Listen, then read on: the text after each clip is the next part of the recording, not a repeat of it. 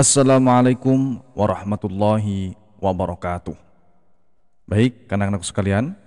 Baik, anak-anakku sekalian, saat ini kita memasuki pelajaran 3 yang akan membahas tentang indahnya nama-nama Allah Subhanahu wa taala. Kita ketahui bersama, nama-nama Allah itu jumlahnya ada 99. Namun, yang akan kita bahas pada pertemuan kali ini hanya 4 saja. Apa saja itu? Kita akan lanjutkan setelah kita membaca surah-surah pendek sebagaimana biasanya. Kita mulai dari membaca suratul Fatihah, kemudian dilanjutkan dengan membaca surah Al-Bayyinah sampai dengan surah Al-Alaq. Mari kita membaca surah Al-Fatihah bersama-sama. Membaca surah Al-Fatihah dimulai. A'udzu billahi minasy syaithanir rajim. Bismillahirrahmanirrahim. Alhamdulillahi rabbil alamin. Ar-Rahmanir-Rahim. Maliki yaumiddin. Iyyaka na'budu wa iyyaka nasta'in. Ihdinas siratal mustaqim. Siratal ladzina an'amta 'alaihim ghairil maghdubi 'alaihim waladdallin. Amin. Mari kita lanjutkan membaca surah Al-Bayyinah sampai dengan surah Al-Alaq.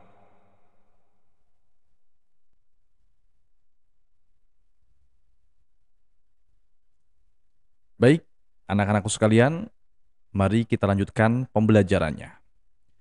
Kita hidup di dunia tidak sendirian. Kita hidup selalu membutuhkan orang lain. Tidak semua yang kita butuhkan dapat kita buat sendiri. Kita ingin pintar, harus belajar kepada guru. Kita ingin makan, harus membeli beras yang nantinya dimasak, atau membeli nasi dan lauk pauk di warung. Untuk semua kebutuhan tersebut, kita butuh orang lain. Sebaliknya, Allah Subhanahu wa taala tidak membutuhkan bantuan siapapun juga. Anak-anak, dari sini ada hal yang bisa kita pelajari bahwasanya manusia itu tidak bisa hidup sendiri. Mereka selalu membutuhkan orang lain. Mereka tidak bisa berbuat, mereka tidak bisa hidup sendirian. Oleh karena itu, manusia disebut sebagai makhluk sosial, makhluk yang senantiasa membutuhkan keberadaan orang lain. Di sini disebutkan beberapa contoh. Ketika kita ingin pintar, maka kita harus belajar kepada guru. Karena kalau belajar tidak dengan guru, itu sangat berbahaya sekali. Bisa-bisa kita menyimpulkan dengan kesimpulan yang kita pahami sendiri. Dan kesimpulan itu belum tentu benar. Oleh karena itu, kita membutuhkan guru. Ketika kita ingin memenuhi kebutuhan sehari-hari kita, sebagaimana makan, kita harus membeli beras. Dan tentu, kita saat ini tidak bisa membuat beras sendiri atau menanam beras sendiri. Pasti membutuhkan orang lain. Atau mungkin ketika kita ingin membeli nasi dan lauk, kita juga membutuhkan orang lain. Membutuhkan orang lain yang memasak nasi, atau membutuhkan orang lain yang memasak lauk pauk. Hal-hal seperti ini adalah contoh bahwasanya manusia tidak bisa hidup sendiri. Manusia senantiasa membutuhkan orang lain. Karena sejatinya manusia adalah makhluk yang lemah. Manusia tidak bisa berbuat sendiri tanpa pertolongan atau jasa orang lain. Tetapi tidak dengan Allah Subhanahu wa taala. Allah tidak membutuhkan siapapun. Allah tidak membutuhkan kita. Allah tidak membutuhkan malaikat. Allah tidak membutuhkan hewan dan lain sebagainya. Allah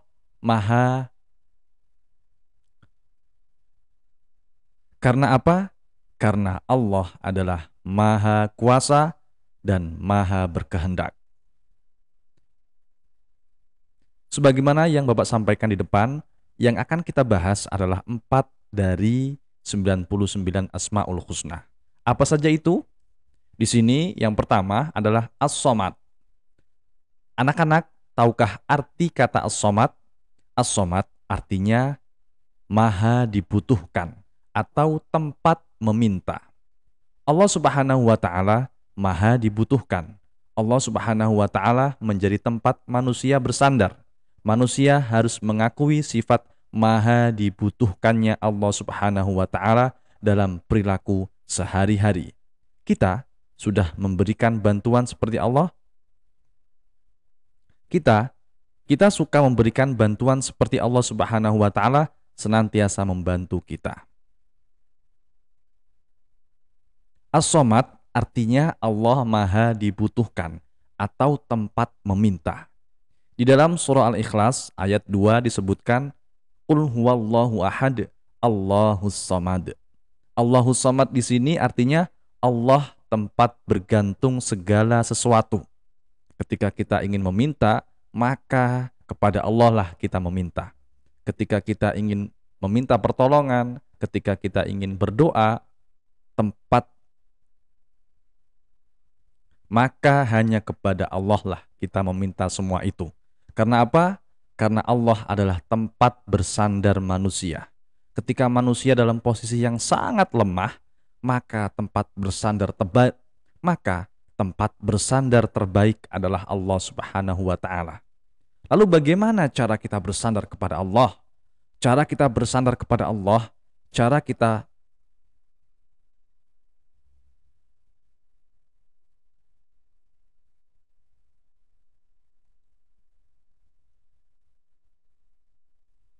Lalu bagaimana cara kita bersandar kepada Allah? Cara kita bersandar kepada Allah adalah dengan cara berdoa dan memasrahkan diri kita kepada Allah. Kita berdoa kepada Allah, kita meminta kepada Allah, itulah cara bersandar manusia kepada Allah Subhanahu wa taala. Dengan demikian hal yang bisa kita pelajari adalah kita harus senantiasa membantu kepada orang lain. Karena wallahu fi aunil abdi ma kanal abdu fi auni akhihi. Allah senantiasa akan membantu hambanya. Siapa hambanya? Tentu saja manusia. Selama hambanya membantu hamba Allah yang lain. Ini tandanya apa? Allah senantiasa membantu kita ketika kita senang membantu orang lain. Karena jelas, suatu saat orang lain akan membutuhkan kita dan kita akan membutuhkan orang lain. Semua manusia saling membutuhkan satu sama lain dan tidak bisa hidup sendiri, tidak bisa berdiri sendiri. Kalian butuh orang tua juga butuh orang tua juga butuh kalian.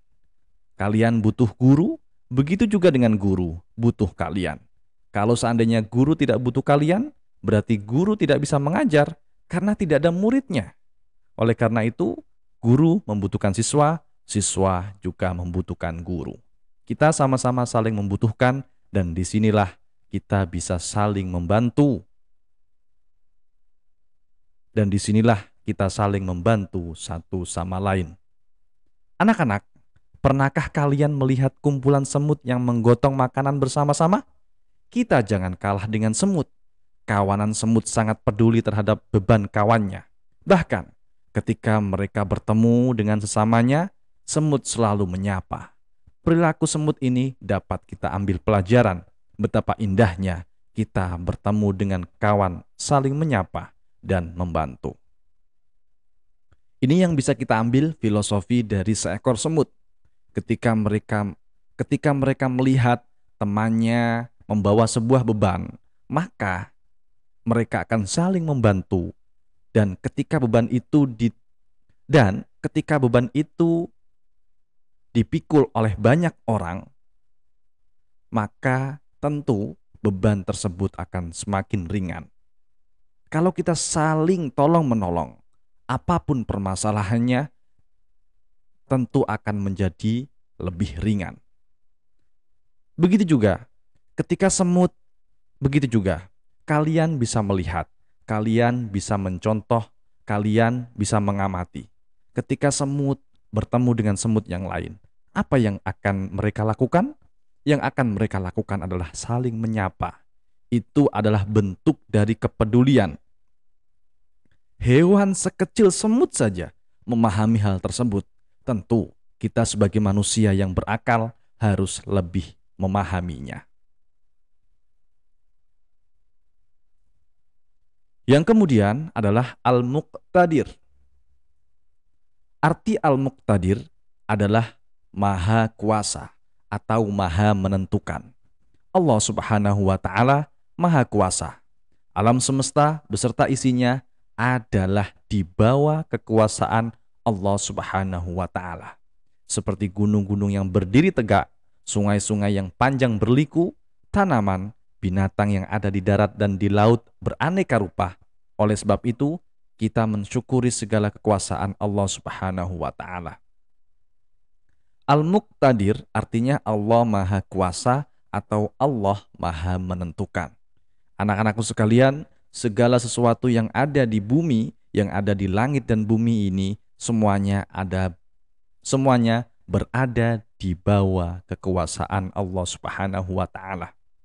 Saat ini Allah belum menghendaki gunung-gunung itu meletus, sungai-sungai itu banjir, tanaman-tanaman itu kering, binatang-binatang itu mati. Saat ini Allah masih menghendaki mereka semuanya hidup, mereka semuanya terlihat bagus, mereka semuanya terlihat indah. Itu adalah kehendak dari Allah. Tapi suatu ketika hari kiamat tiba, Allah akan menghendaki gunung-gunung itu akan meletus, sungai-sungai akan banjir, tanaman akan mengering, semua binatang juga akan mati.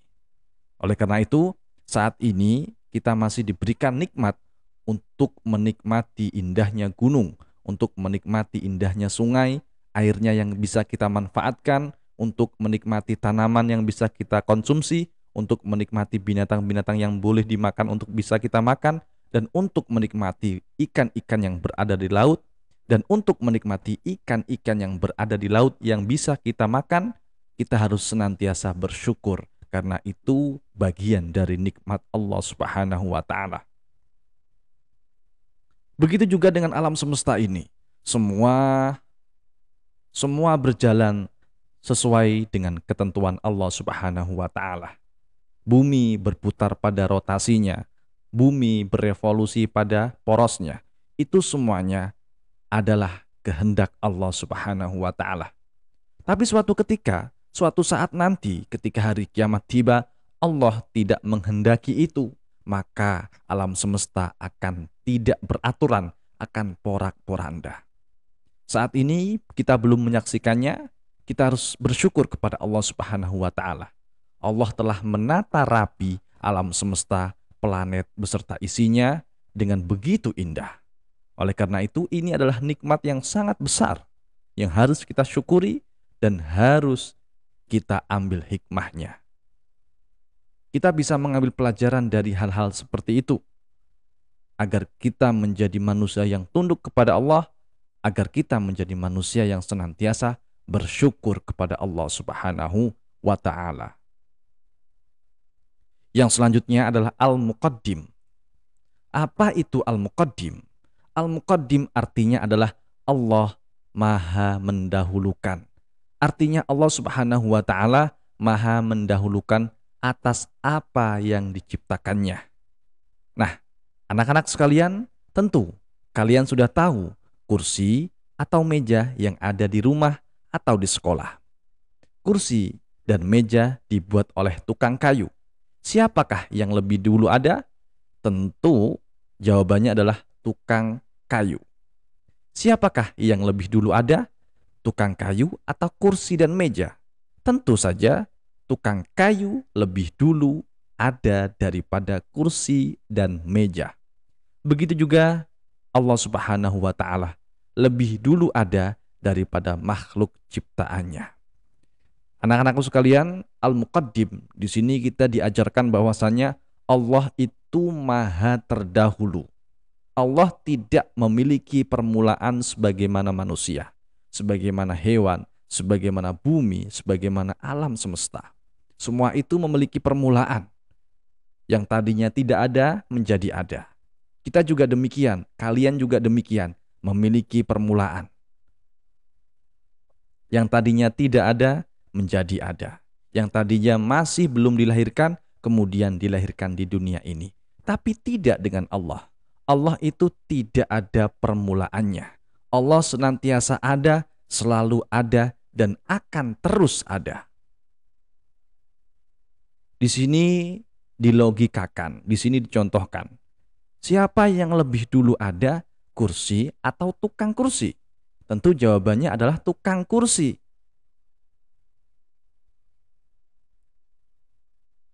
Begitu juga dengan kita yang diciptakan oleh Allah Subhanahu wa taala. Begitu juga dengan alam semesta ini yang diciptakan oleh Allah Subhanahu wa taala.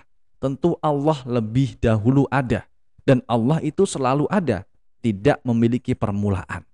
Ketika ada pertanyaan kapan Allah itu ada, itu adalah pertanyaan yang salah. Karena jawabannya Allah selalu ada, Allah terus ada, dan Allah akan senantiasa ada. Karena Allah memiliki sifat al-muqaddim, yang artinya Allah maha mendahulukan, dan yang artinya Allah maha mendahulukan, Allah tidak memiliki permulaan. Sesuatu yang memiliki permulaan itu disebut makhluk. Kalian punya kucing, kucing itu dulu, kalian punya anak kucing, kalian di rumah punya peliharaan, seperti kucing misalnya. Kucing dulu itu tidak ada, kemudian dilahirkan oleh induknya, kemudian baru ada. Itulah proses permulaan, tapi tidak dengan Allah Subhanahu wa taala. Karena sudah jelas di dalam surah Al-Ikhlas dijelaskan, Qul huwallahu ahad, Allahus samad, lam yalid walam yulad walam yakul lahu kufuwan ahad. Allah tidak beranak dan tidak diperanakkan. Berarti Allah tidak memiliki permulaan. Karena sekali lagi Bapak tekankan di sini, Bapak ingatkan di sini bahwasanya Allah selalu ada, senantiasa ada, dan terus ada. Kemudian yang terakhir adalah Al-Baqi. Nama indah Allah Subhanahu wa taala yang terakhir dibahas pada kesempatan ini adalah Al-Baqi. Apa sih Al-Baqi itu? Al-Baqi adalah yang maha kekal. Ada peristiwa gunung api meletus, banjir bandang, banjir dan kebakaran yang merusak lingkungan. Hal itu menandakan segala sesuatu di atas bumi ini tidak kekal atau akan rusak. Sebaliknya, Allah Subhanahu wa taala maha kekal. Manusia juga tidak kekal. Lihat saja proses manusia dari lahir sampai dengan meninggal dunia. Anak-anakku sekalian, Al-Baqi atau Al-Baqi. Al-Baqi artinya adalah Allah maha kekal. Allah tidak akan sirna dan Allah tidak akan rusak.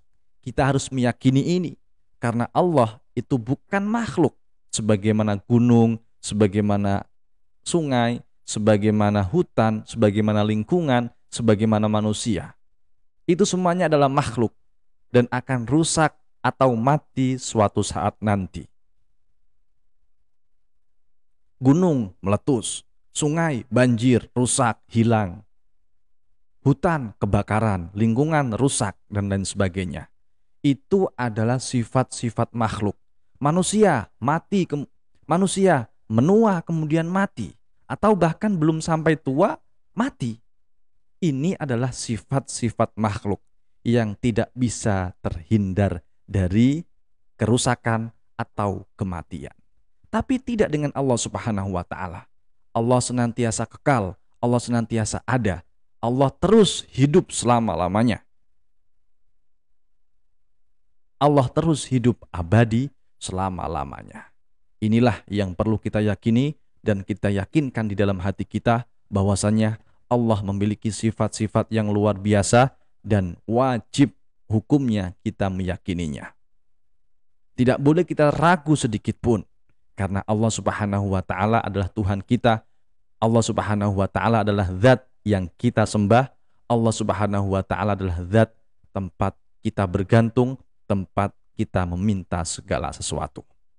Baik, anak-anakku sekalian, ada 4 Asmaul Husna yang sudah kita bahas. Semoga dengan pengetahuan baru untuk kalian semuanya bisa menambah keimanan kepada Allah Subhanahu wa Ta'ala dan menjadikan iman yang ada dalam hati kita semakin kuat. Amin, amin, ya rabbal alamin. Demikian yang bisa Bapak sampaikan. Terima kasih, kurang lebihnya mohon maaf. Wallahul muwafiq ila aqwamit thoriq. Assalamualaikum warahmatullahi wabarakatuh.